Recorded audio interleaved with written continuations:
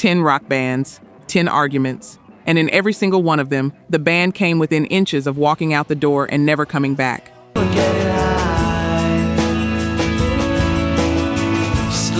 Not slow drift, not creative differences.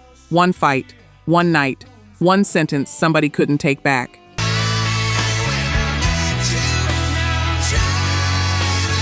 You know these records. You've had some of them for 30 years, but you don't know how close you came to never hearing them at all.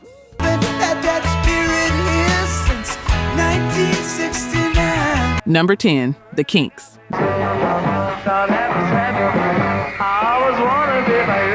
May 19th, 1965, the Capitol Theatre in Cardiff. 2 songs into the set, one of the biggest bands in Britain nearly ended in front of a live audience, and the crowd stood there applauding because they thought it was part of the act.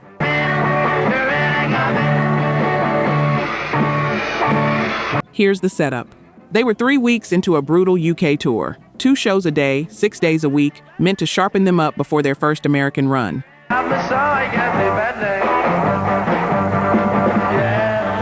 The night before, in a Taunton hotel, Dave Davies and drummer Mick Avory had a drunken fight that Avory apparently won.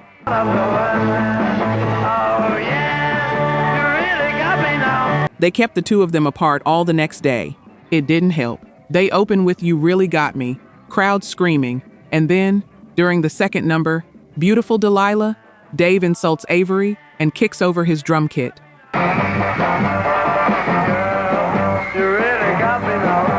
One witness said the bass drum rolled 15 feet across the stage. Avory picked up his hi-hat stand and knocked Dave unconscious with it.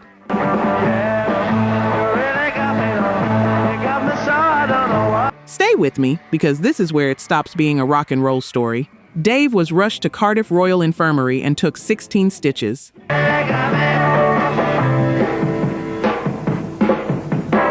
Avory ran out of the theater, convinced he'd just killed his own guitarist, with fans chasing him through the streets.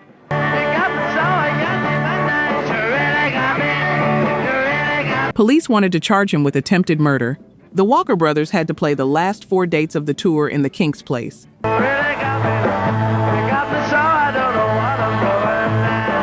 And that's not even the worst thing that happened to them that year. 2 months later, they went to America, and by the end of that tour, promoters and union officials had filed enough complaints that the Musicians Union simply stopped issuing them work permits.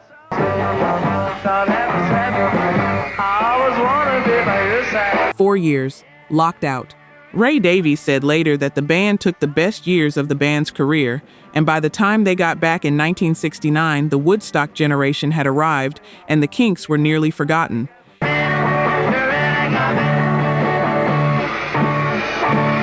If you were a Kinks fan in America in the late 60s, you already know you couldn't see them.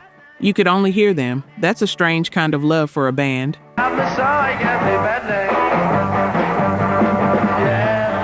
They didn't break up. Dave dropped the charges. Avory stayed 19 more years. But for about 10 minutes in a Welsh theater, the Kinks were over.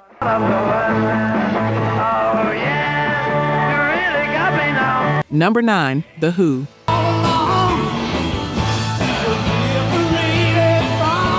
The argument where the singer got thrown out of his own band 3 weeks after they released the song that defined them, late 1965.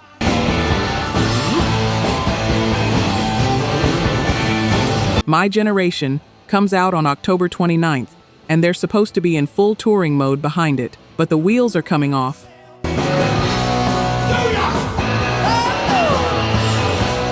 Daltrey had already been dragged into a crowd and hurt his back. Their van got stolen with all the gear in it, and a show in Denmark ended after a few minutes when the audience rushed the stage and did £10,000 worth of damage.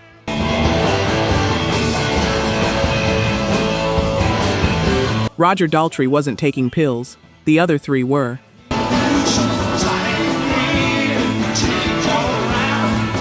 He was the only one who stayed clean because the amphetamines wrecked his voice, and he was convinced the band's playing was falling apart because of them.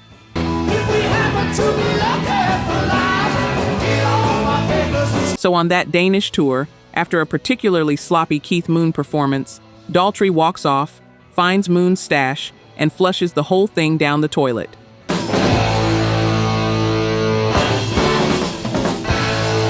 Here's what happened next. Moon came looking for it. Daltrey told him what he'd done, and Moon swung a tambourine at his face.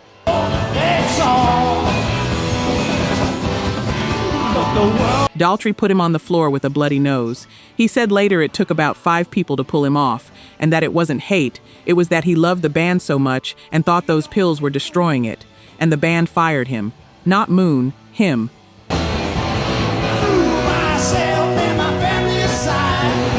Townshend and Entwistle, both taking the same pills, agreed Daltrey had gone too far and threw him out. It lasted about a week, until managers Kit Lambert and Chris Stamp talked them into bringing him back.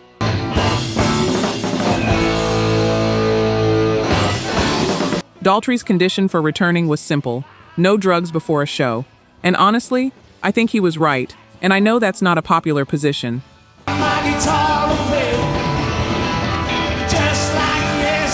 He was the one guy protecting the thing they'd all built, and he's the one who got sacked for it.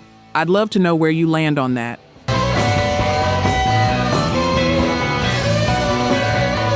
Townshend wrote later that the strangest part was Moon's reaction.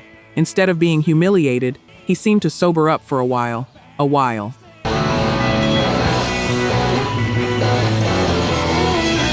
He was gone by 1978, 32 years old.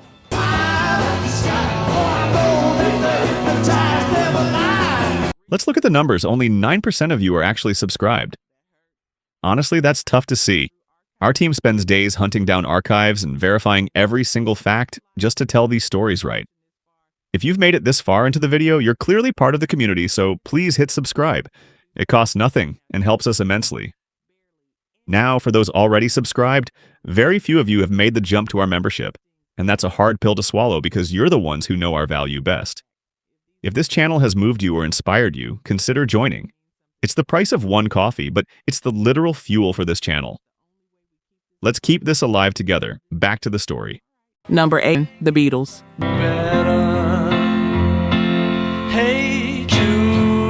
The walkout, almost nobody noticed at the time, because everybody involved made absolutely sure of that.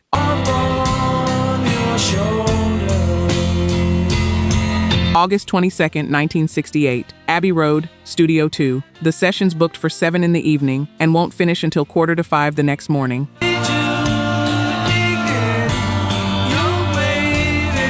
They're rehearsing back in the U.S.S.R. Now, you know the White Album. You've probably had it since you were a teenager. The double, the plain white sleeve.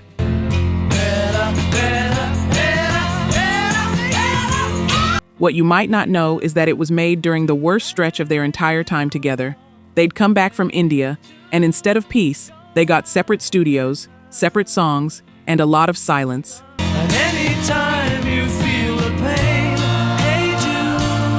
And in the middle of it, Ringo Starr put his sticks down and left. He said later he felt his role had shrunk next to everyone else's, and he was tired of sitting through the long, poisonous sessions.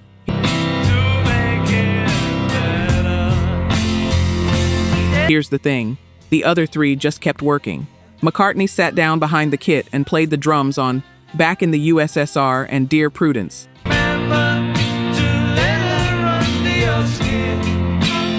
The first 2 songs on the record. You've heard those songs 1,000 times. That's not Ringo, but something shifted. They sent him a telegram.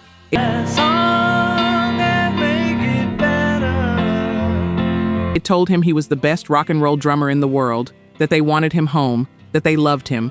He'd been in Sardinia on Peter Sellers' yacht.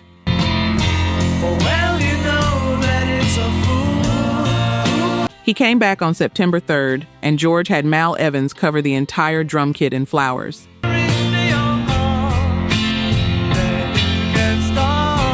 And this is the line that stays with me. Ringo said he'd felt like an outsider, and then realized they all felt like outsiders, and somebody just had to walk out to bring it to a head.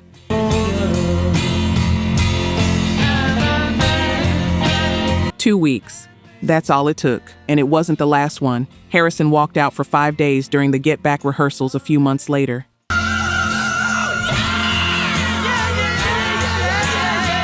Whether Ringo was right to go, or whether he should have stayed and fought for his place in the room, I've never been able to settle that one.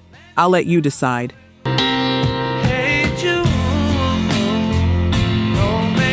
Number 6, Metallica. Never shine doing what I've shown. Never free. This is the one where the biggest metal band on earth spent 2 years with cameras rolling, watching themselves fall apart.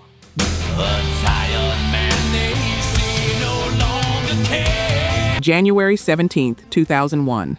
Bassist Jason Newsted walks into a meeting with the 3 men he'd played with for 14 years and tells them he's quitting.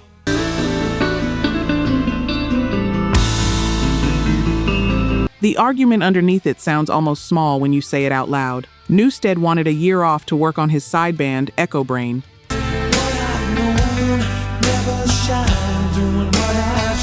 Hetfield refused. He said a side project takes strength away from Metallica and compared it to cheating on your wife.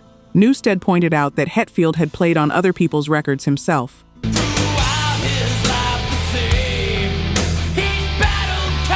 Hetfield's answer was that his name wasn't on those records. That's it. That's the fight. And it nearly ended them. But here's where it turns.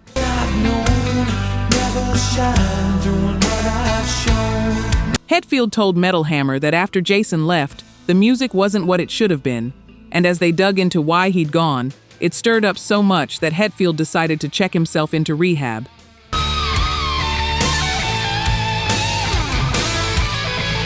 He was gone the better part of a year. The band gave up the lease on their Presidio studio while they waited. He came out in April 2002, and through all of it they were paying a performance coach $40,000 a month to sit in a room and run group therapy on 4 grown men in a thrash band.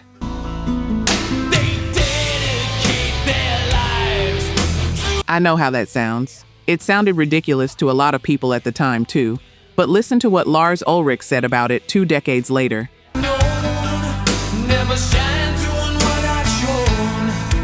He admitted Jason had no creative voice in that band, that when he found one somewhere else they punished him for it, and that they simply weren't equipped to see it back then.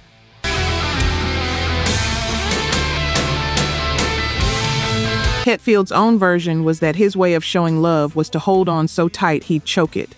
That's a specific kind of damage, loving something so hard you strangle it.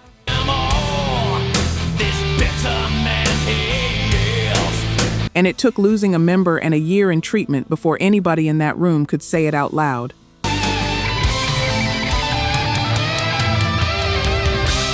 Number 5, The Police.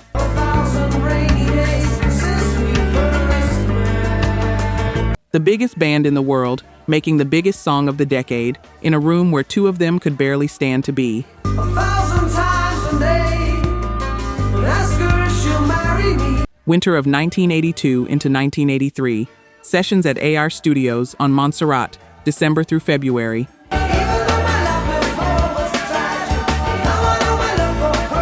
Hugh Padgham Engineering. Tropical Island. Postcard scenery.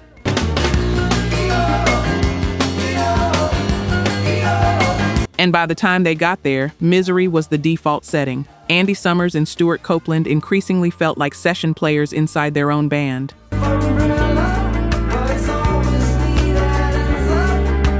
The flashpoint was the drum part. Sting wanted Copeland to play something dead straight on every breath you take. No fills, nothing.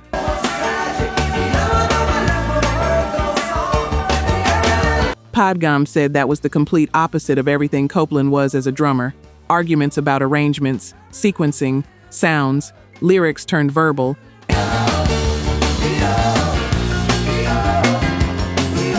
And then turned physical. And then it came out and did this. 8 weeks at number 1 on the Hot 100.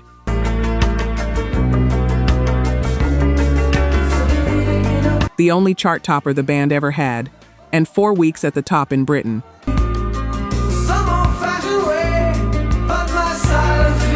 Synchronicity spent 17 non-consecutive weeks at number 1 in America.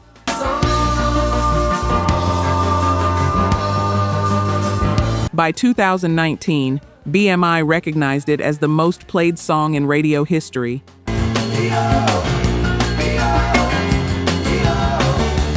Sting said he spent half the Synchronicity tour with a broken rib after one of their backstage scraps.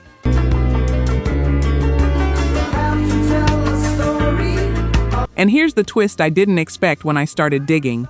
Copeland now says the whole thing is overblown. that the biggest myth about the Police is that he and Sting fought constantly, and that yes, he broke Sting's rib, but they were play fighting.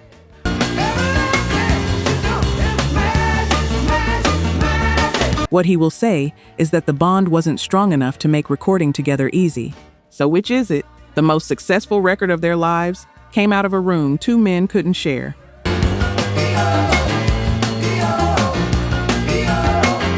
I'd argue that tension is audible in every bar of that song, that the cold, clipped restraint people call perfect is actually two people refusing to give an inch.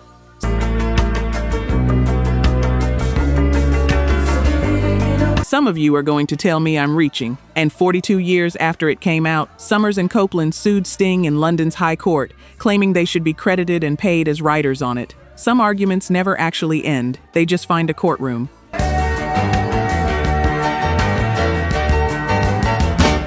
Number 4, Fleetwood Mac.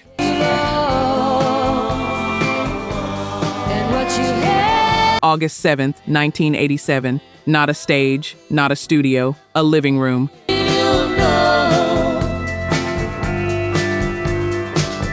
The band met at Christine McVie's house to talk about the 10-week tour behind Tango in the Night, and Lindsey Buckingham told them he wasn't going.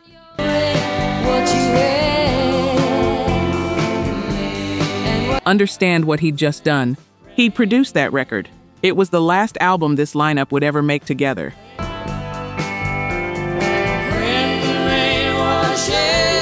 Buckingham himself described the band in the mid-'80s as fragmented, 5 people who'd spent a decade making solo albums and staying out of each other's way.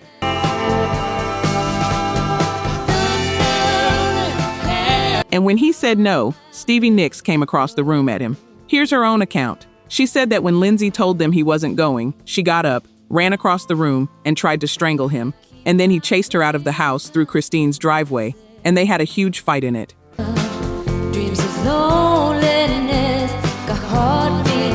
And that was that. He was done. He quit the next day. With the tour a month out, they replaced him with 2 guitarists, Billy Burnett and Rick Vito.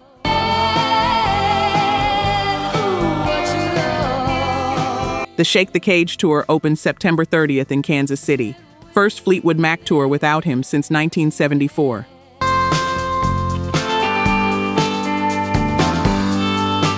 If you've ever loved somebody you couldn't work with, where the thing that made you great together is the exact same thing that made the room unlivable, you already know why this one is so hard to watch.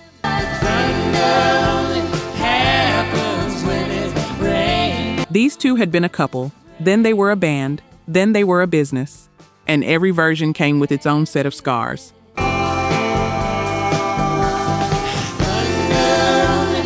He came back in 1993 for Don't Stop at Bill Clinton's inauguration, stayed for the dance, stayed for 25 more years, and got fired in 2018 over a disagreement about touring.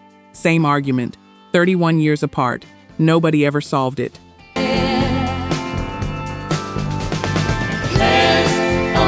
Number 3, Aerosmith.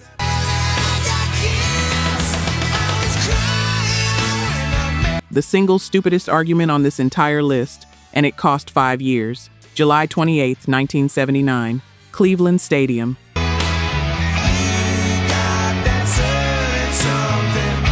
The World Series of Rock, Aerosmith headlining, AC/DC, Journey, Ted Nugent, Thin Lizzy on the bill.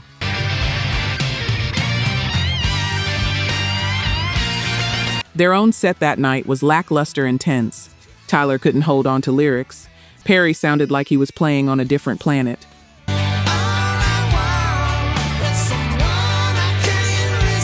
Backstage in a shared dressing room, it goes. Tom Hamilton's wife, Terry, made a remark to Joe Perry's wife, Alyssa.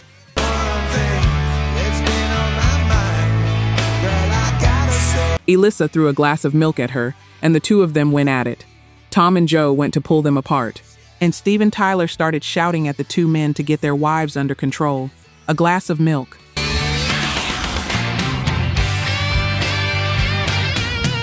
Alyssa's own explanation was that she said something sarcastic, Terry threw ice at her, and she happened to be holding a glass of milk because she drank milk exclusively. Then somebody said the thing that couldn't be unsaid.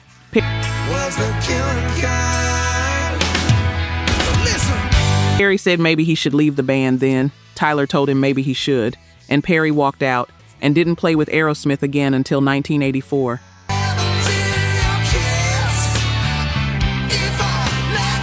Brad Whitford described that whole era as walking into a dogfight where both dogs bite you. Jimmy Crespo replaced Perry that October.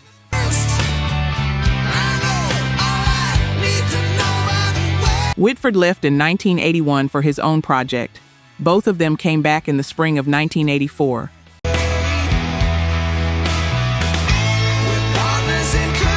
And if you were a rock fan in America in 84 and 85, you remember what that felt like. The original 5 back on stage, the Back in the Saddle tour.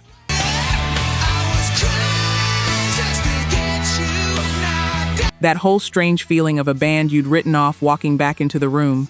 Some of y'all have the ticket stub in a box somewhere.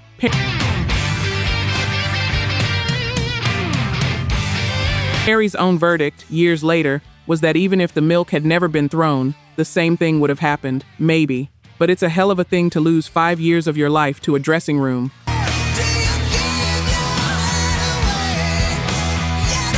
Number 2, U2.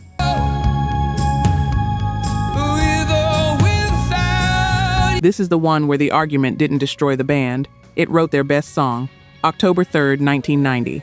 They land in Berlin on the last flight into the East before reunification, and set up at Hansa Studios, the room where Bowie and Iggy Pop had worked.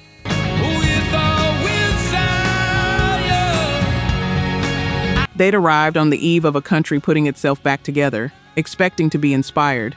Instead, it fell apart.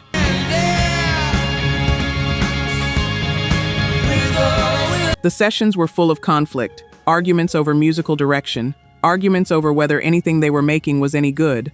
They'd approach the same song again and again, and finish nothing.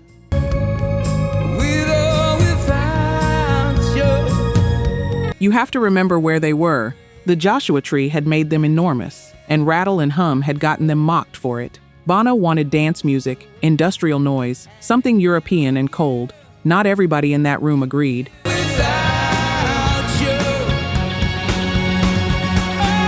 They almost broke up trying to cut down their own masterpiece. Tension and slow progress got them close enough to disbanding that it was a live possibility.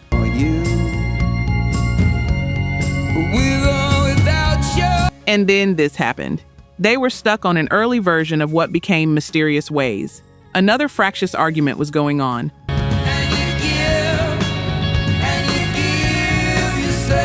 The Edge started rearranging the chord progression underneath it, and Daniel Lanois heard something and told him to play the 2 sections back to back.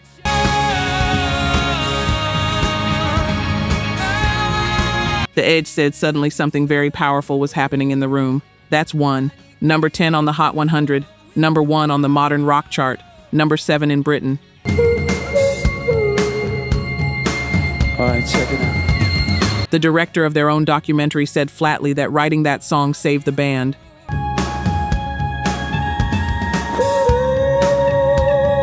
And if you've ever built something with people and hit the exact moment where you can't tell whether the fight is the end of it or the making of it, this is the story I'd point you to.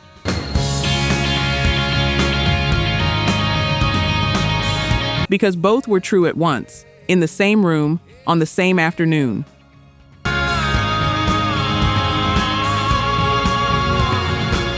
Number 1, the Eagles. She stood in the doorway, heard the mission bell. July 31st, 1980, Long Beach Arena. This is the one where the argument won. It was the last night of the tour behind the long run. Pretty boys, she calls friends. A record that had taken 18 agonizing months to finish. And it was a benefit show for California Senator Alan Cranston. The show had been Glenn Frey's idea.